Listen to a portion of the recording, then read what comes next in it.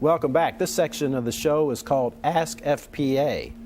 You can send your medical questions to tv@fpalex.com and include your name if you like for us to use it on the air. Tonight's question is, my grandfather is seriously ill. How do we know when to call hospice for help? Asked by Karen Simpson of Lexington, Kentucky.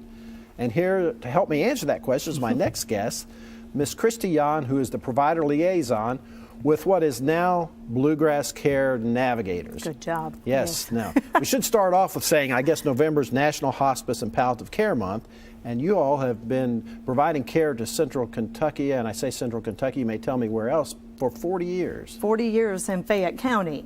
And we also serve now 32 counties in Kentucky. So we have 6 sites, 32 counties, over 900 patients. Now, you used to be called Hospice of the Bluegrass. Right. You've changed your name. Tell me a little bit about the name change and what all you do.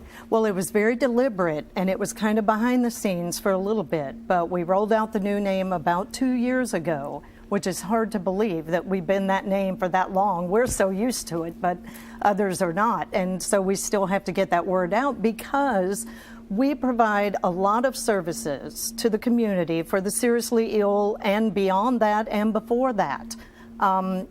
That don't really roll up under the name of hospice care.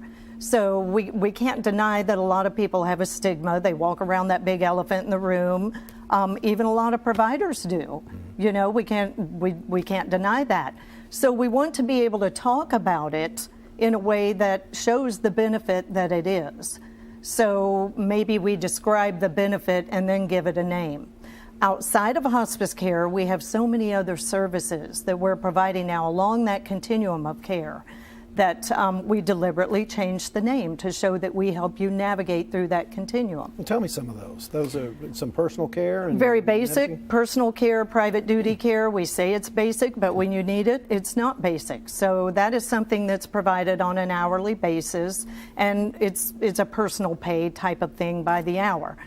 Anything from a nurse to an aide to somebody to come and help you clean your house. Those kind of things. Then you can move along that continuum of care. We have palliative care that we've provided services for 20 years in Lexington with palliative care. Now we've rolled that out into home palliative care because we're finding that a lot of people have fallen through the cracks, can't get to the clinic, or maybe just, you know, are homebound and need that extra care.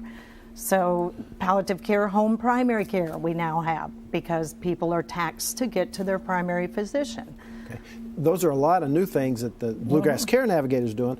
I know you best as hospice. Right. And for my patients, you know, that's just an incredible, incredible benefit. It's just so needed when they're at their most vulnerable.